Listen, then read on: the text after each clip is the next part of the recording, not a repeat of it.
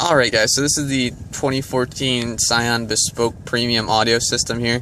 It's like the fifth time I'm redoing this because I'm shooting on my Galaxy Note 2, and every time you get a phone call it cuts the video, and I'd like to do it in one take. So I'm just going to do a basic overview of the features. I'm going to start with the buttons here. So you have a voice recognition function, which is a million times better than the 2013 BeSpoke. You have your power volume button. You have a audio button. You have a seek track up and down button. You have a tune scroll button over here, your disc eject, a setup button, a phone button, and a map button. A lot more interesting button choice than the 2013 BeSpoke unit. So I'm just going to kind of go down the list, and I'm going to come back to the voice recognition when I'm done. So first things first, radio interface here, you have your AM, FM option, Bluetooth, AHA, USB disc, and then on the next page you have auxiliary. I'm assuming if you plug in any other goodies, they'll pop up in addition, but not sure. The AHA I might have to come back and do, and I'll talk about that in a later video. And I'm sorry for any glare here, it's kind of twilight, so I do have a bunch of light coming behind me. So we'll start with audio. I'll just go to the radio. Yeah, okay. Let me actually do FM because no one likes AM. Maybe not.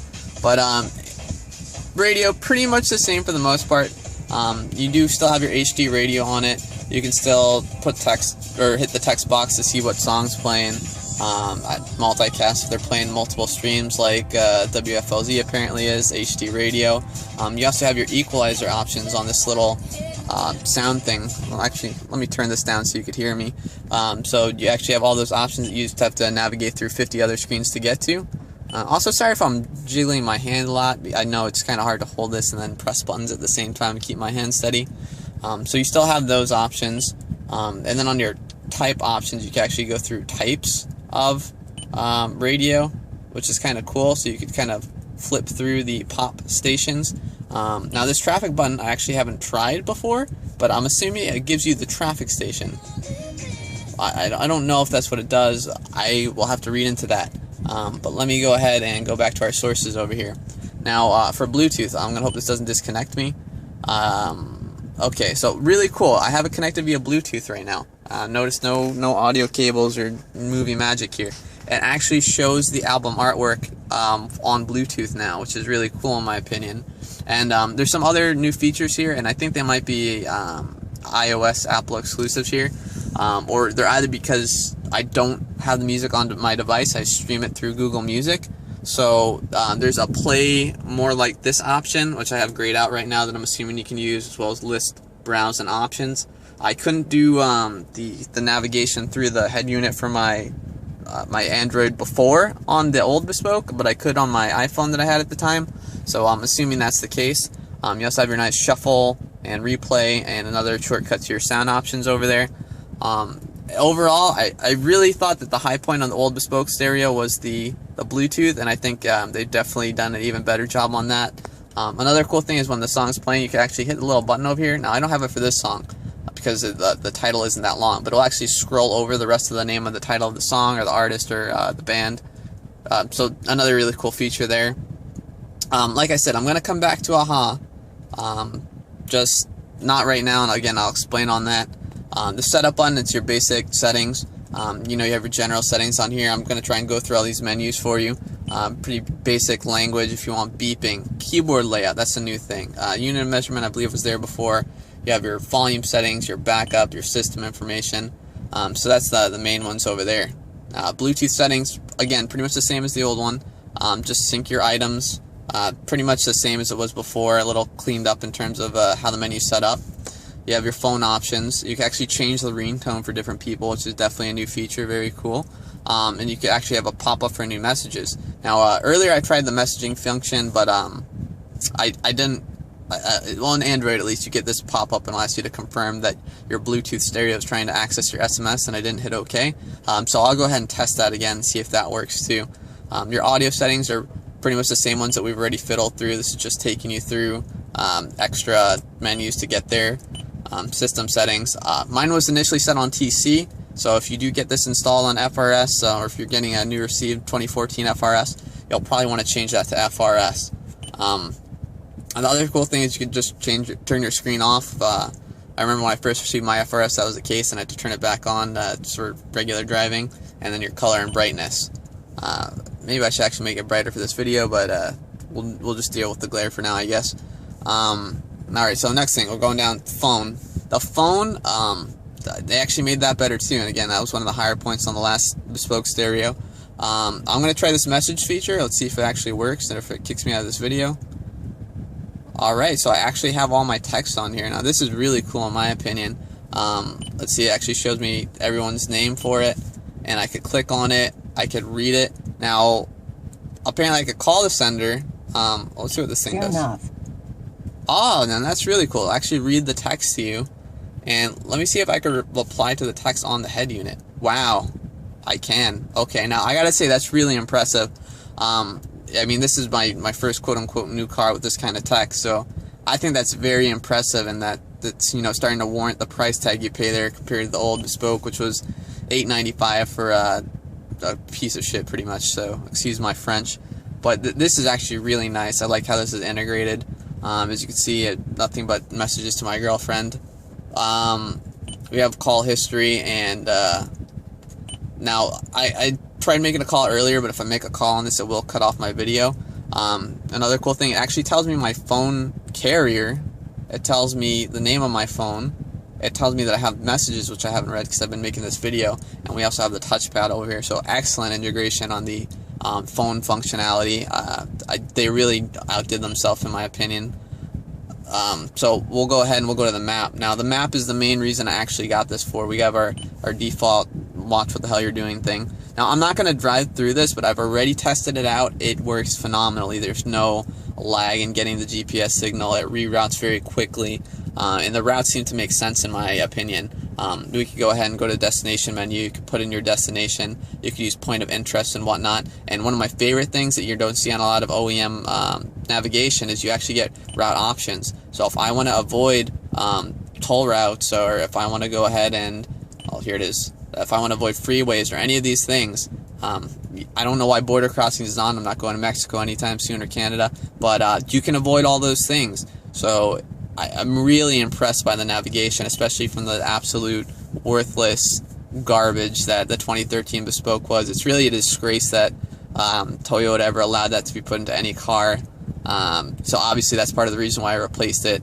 But I mean, I'm just almost speechless about how great it has been in the short time that I've used it. I haven't had any issues with it. It's very seamless, spoken voice, turn by turn. What you really have come to expect from today's standard navigation. So that's pretty much that for that. Now I will go into the voice commands and I'll see if I can get it to work properly, I guess you would say. I don't know all the commands for it, but it will do really cool things. Find Starbucks. Pardon? Find Starbucks. Please select a help command from the list. Alright, so apparently that's not a real command for it. Navi commands are destination, followed by the house number, street, city, and state. Enter country. See, and as you can see, street, and repeat instructions. Let me go ahead and leave this for a second. But Cancel. What from the ones that I do know, because like I said, I don't really know the commands on it. It does, as you can hear, the voice is very organic, I would say. It's not very robot-y, so it's not too annoying to listen to. And let me see if I can actually pick up an actual command here. Let me look at more commands here. Please select a help command. Navi commands are destinate, enter street, and repeat instructions. Nah, I really don't want any of those, though. How about find next Starbucks? This entry does not exist in the phone book. Okay, so that apparently not the best display here, obviously, but actually there was a really cool one I did before, and I got to play the radio station I want. Please select the help command. Radio commands. So there we go. Tune to. So I'm going to go ahead and do the Tune 2 one. Now this one, it has worked for me, and it does work. It's just, obviously you have to go through these and learn these. If you have an artist or a song, I think that's really cool too, if you're someone in particular you want to call. But let me see. Cancel. Let me go ahead and start over, and I'll just do Tune 2, my favorite station over here. Tune 2 93.3. So there we go, Tune to 93.3. So, yeah, definitely take the time to learn the commands, but they're there and they're definitely useful. So again, those are the main features. Now I'm gonna go back in here and I'm gonna try and do BeSpoke, aha, BeSpoke, aha, whatever they want to call it. That's another cool thing. You get a notification on new text messages. But wow, I mean, I was having issues setting up BeSpoke earlier. The issue that I was having is that the aha needs to use your phone's data plan, and I have 4 bars of 4G right now, and the issue that I'm having is that it won't start the app. And I'm gonna say this is the ending. If it ends, it's because my phone kicked me off because I'm running aha. If not, tune in for aha. So let's go try this out right now. Alright, starting aha. And it's loading. Now, the issue I run into is that it stays at this loading screen and it doesn't go through. So as you can see, phone connection was lost. I will go back into this. I played with it earlier, and I need to say that I'm not impressed by aha. Pretty much all it does is it reads your Facebook notifications. It has a worse navigation system that uses Yelp to help route you to a coffee shop or wherever you're near. And other than that, it plays some streaming audio stations if you want Scion radio or anything like that. I guess it could be a Sirius XM alternative since it's not available on this car, but from what I understand from Jacob Z. King, who's the guy who's helpful enough to sell me this unit and explain a little bit about it, there's actually different modules that plug into the actual physical head unit. So there's a Scion BeSpoke, there's a Toyota Entune, and then there's a navigation only, and I believe it's only available for, I think it was the Prius or the Camry or Corolla, something like that. But given what I've used on this, I would go ahead and get the Prius low-end just navigation one. I don't think aha is exceptional. From what I understand about Entune, there's subscription fees to it. So personal recommendation, if you want the navigation, just get the basic head unit, get the navigation module from whatever that other Toyota car is, and skip on Entune, skip on aha. Those are things that, I mean, unless you're an absolute Facebook addict, it pretty much speaks in a more robotic voice than the one that comes from the voice command, and tells you Facebook statuses. So, like, for instance, I had one that was like, Jeremy Clarkson, blah, blah, blah, blah, blah. And while I'm driving, I don't think I want to have those popping up every 5 minutes, and it seems like it's endless. It just keeps on going through your Facebook unless you change the channel. So, overall, head unit, total win. Navigation's great. Phone call, audio, great. Aha, just skip it. Save your money. Get, a big monster sticker for the hood of your car. No, please don't. Please, God, don't do that. But I hope this video helps you guys out. If you're considering dropping, $1,000 on it, much more worth it than the BeSpoke. If you had the old BeSpoke, kick the screen through it and hope they'll cover under warranty and drop one of these guys in, or I don't know what. Good luck with that thing. I mean, it's great for music, Bluetooth streaming, and phone calls, but other than that, it is not worth the sticker price over the base audio. So again, hope this guy helps all the FT86 Club guys out. Anyone else curious about this,